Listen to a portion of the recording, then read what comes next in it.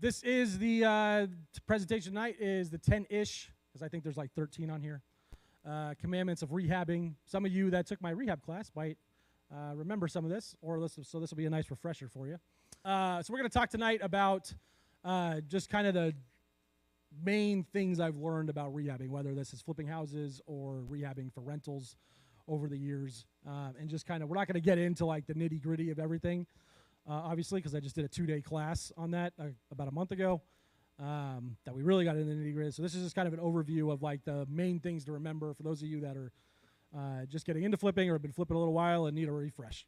Okay, so and to give you an idea of what I've done over the years, just kind of quick refresh before we jump into all that. This is my first one. This was out on a dirt road in Apple Valley. That right there on the right-hand side is the original outhouse. That was the original bathroom before they dug a hole in the ground and called it a septic tank. So it was a little 1-1 out in Apple Valley. This was a house in Riverside that this concrete was basically everything that was inside. This whole addition that they'd put on the back of the house was like completely sinking, and all of the cement had to come out. And then when we did that, we actually found like a 6-foot by 5-foot cavern underneath this slab that the guys were just pumping concrete, and then it wasn't filling up, and it was like going endlessly. And so they just kept filling until the void got filled, and we didn't ask questions. So, and then that was where was this? I think that was in Jesus, what's that city? Victorville. What's north of Victorville? Phelan? Pretty sure it was Victorville. I think it was like the outskirts of Victorville. And it was just really nasty, but that was back when we still put new kitchens into stuff. I don't do that anymore. We'll talk about that. It's the house in the mountains. One of the ones I wish I would have been able to keep back then, but wasn't ready. This was a little 2-unit.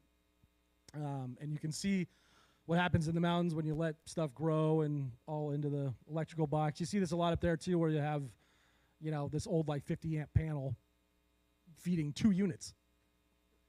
So, yeah, right. Everything's LED, right? And then this house, Mom, you remember this house? You should. That was the cat house. So this house, what you don't see in this picture is the nauseating smell of about 47 cats that were living in there, and about half of them were alive. So this was a crazy house. We literally, like, the cats were giving birth on the lawn to kittens, and then they were all like half fed and half dying, and we ended up trying to tell the quick version of this story. We found out the hard way that when you bring in cats, if like they're already over, if the pound basically is, the animal shelter is overflowing already, and you bring in more cats, they push out all the healthy ones, and then because they have to legally accept yours.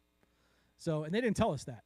So we thought we were doing this like good deed. My mom and I went and bought cat traps, and we got about 12 of them before they got really wise to our act, and they just stopped going near the traps. And so we were taking them in, and there was these like people pulling up with cars full of cat carriers, empty cat carriers, and I was like, what do you like? What's going on? And like they're basically like, some asshole just brought in like 20. It was like, no, these people, somebody brought in all these like these half dead cats. And so we got to get the other ones out of there. They were going to put down all the healthy ones. And, we didn't know that. We brought in one kitten that was, not in great shape. And the guy behind the counter was like, oh, great, yeah, you probably saved its life. And then the lady was like, no, they just put him down right away. And we were just like, we had no idea. So if you ever run into this situation, the reason I'm telling you this is call a cat rescue to deal with it. Because if you just take them in, you're not really doing what you think you're doing.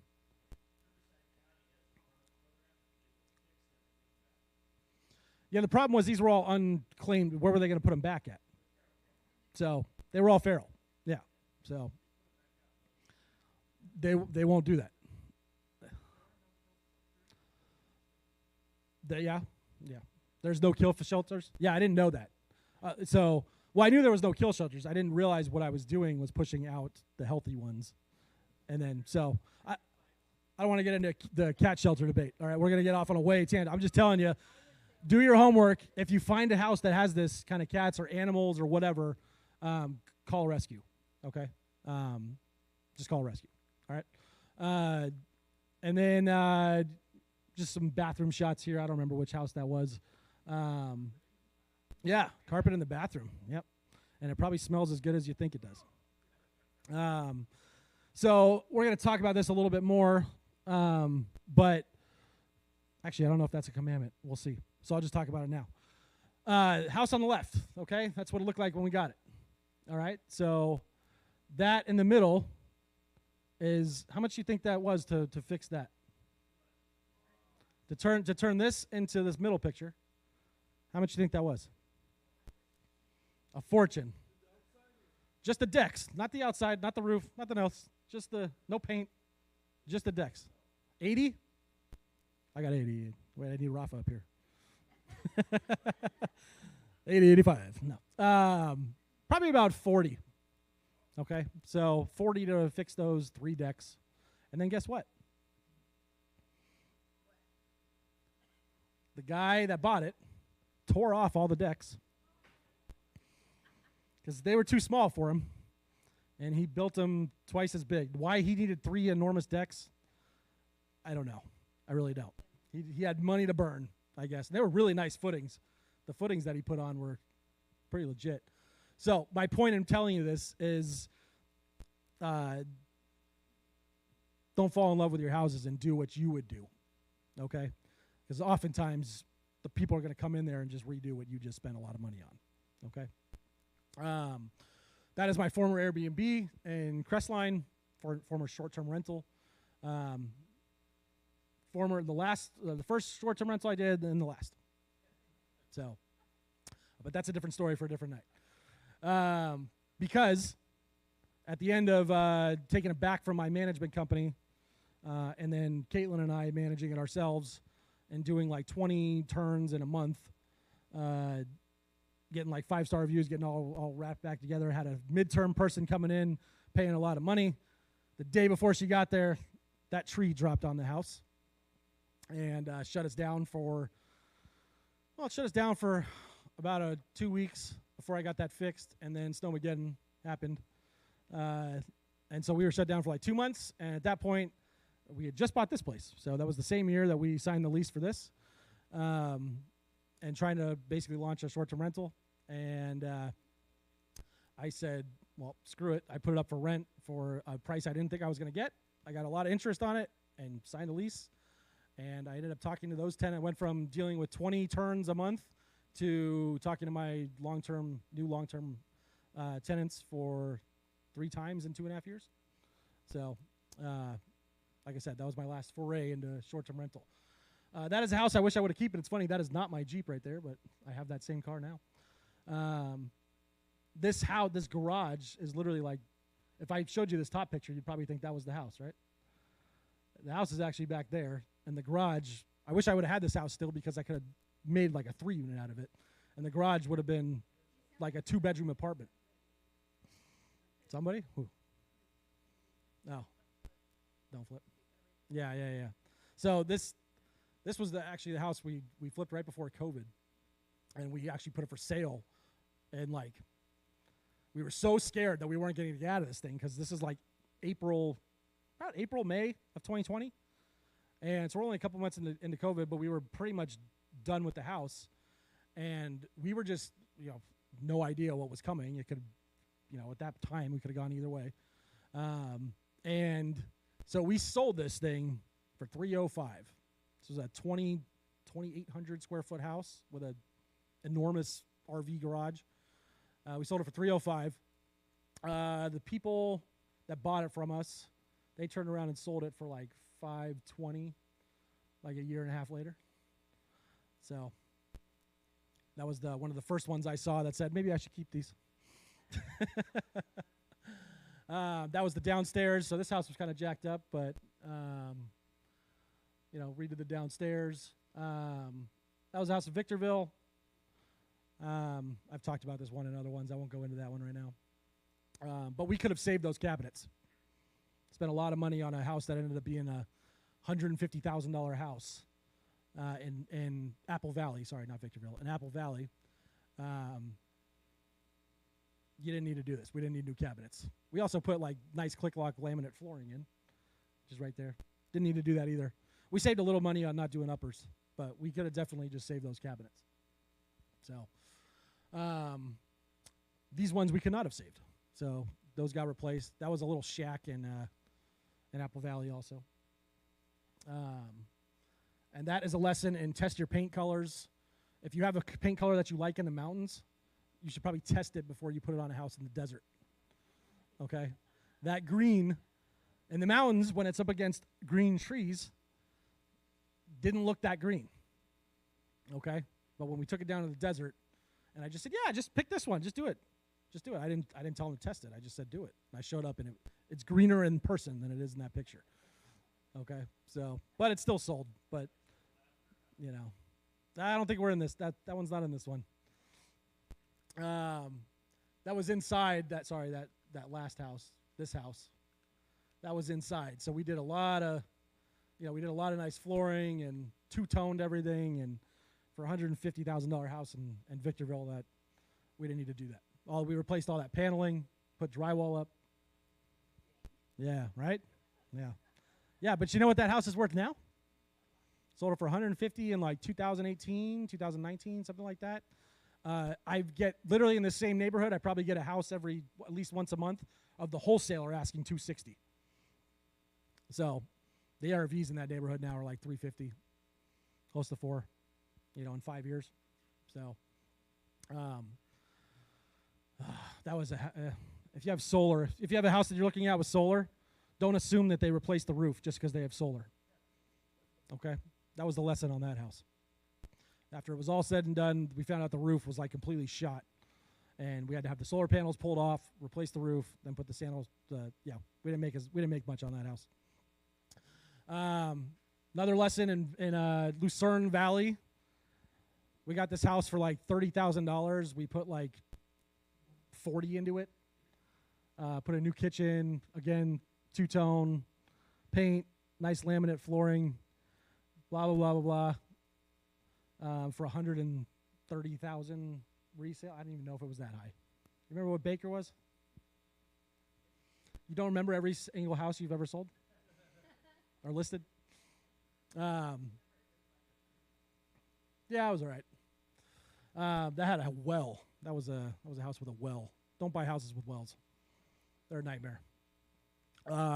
If you get lucky, you could be looking at a couple thousand in parts. If you get unlucky, you could have to re-drill the well. And they charge, I think it's like $2,000 a foot. And usually you have to go like 30, 40, 50 feet to hit water, depending on the water table. Yeah, like if the well's dry, like if it's no longer working. So if you're lucky, the pumps have an issue. If you're unlucky, you don't have water anymore. And if we would have, especially in Lucerne Valley, okay, so if you're on the wrong side of Lucerne Valley, you're looking at a 150-foot well. To do the math at that. So we were lucky. We got lucky on the pumps here, but it was still a pain in the ass. So with water tanks, no. It's like trucking in water. It takes a big hit on the ARV. So like be really careful when you're comping that out, that you are taking comps either that have to do the same thing or you are adjusting massively. Because if you see, a couple comps that are 150K and they have city water or well water and you're having to truck it in, I would take $50,000 off of that, on what your resale is going to be. Because anybody live here on a place that doesn't have flowing water on tap? I don't. I never have, other than if I'm camping, and I wouldn't want to live like that permanently, So that's a big ask on people. And I don't know if it's I don't know the lending guidelines. Can you buy a FHA house that's trucked water? No. So you lose so it's harder to get buyers too. House in Crestline, another one that I would have wished I kept. It's right around the corner from like 3 other ones I have, and it was a nice house. This one needed a kitchen because there wasn't one to begin with, so I didn't have an option on that one. And they had their idea of blinds in this one, where they just got up and spray painted the windows up there. So luckily that just scraped off. Somebody's elbow grease, wasn't mine. But that was a nice house. We had the basement was all really nasty, and we finished it off into like a primary suite. We did pretty well in that house. Another one in Crestline. Anybody heard of Life Deck? Yeah, a Life Deck. So if you ever have if you ever have living space underneath an open deck, okay, you'll see a lot of people try and cut corners and do like, torch down roofing or shingled roofing. Or worse, they'll do some kind of like paint on membrane. It'll never work. It might last like a month. Well, the torch down roofing might last a couple years, but the other stuff will maybe last a month. There's a product called Life Deck, and it's like a 3-stage system of putting lath, felt, fiberglass, and then like a thing of cement basically on top of it, and it seals it. So it makes, and it's walkable. That's the biggest thing. So torch down roofing, if you walk on it too much, it starts to fail. Okay, so this Life Deck stuff. Well, we didn't know that, so we just painted the top of this deck. Okay, and then right when we were about to list it, it rained, and then the little like mother-in-law's quarter that we built down into here was full of water, and had water running down the inside of the thing. So yeah, that was a nice like $8,000 surprise at the end of that one. So yeah. Yes, Ray. No, the Life Deck took about 5, and then the 3 was fixing all the drywall inside. Well, that was in 2017. No, about 2019, somewhere around there. So, I mean, my Life Deck guy, that would probably be about like 6 or 7 nowadays. That was the bathroom in that house. That was when we were starting to get smart. Saved the vanity, painted it, just put a new quartz top on it, and we painted out the shower. Reglazed the shower. We even left the medicine cabinet and just put in a new light fixture and a new shower head. And then, of course, this place. So that's what this, for those of you that are newer, that's what this room looked like when we got it. So if you ever want to know what this place costs, just pick a wall and throw $5,000 at it. That's so it was $5,000 for the air conditioner, $5,000 for the floor to be, shaved, $5,000 for the insulation, $5,000 for the paint job, $5,000 for all the drywall. I don't know if you guys remember, but there used to be a giant hole right there, and then this was all open at the top. So, yeah, it was fun.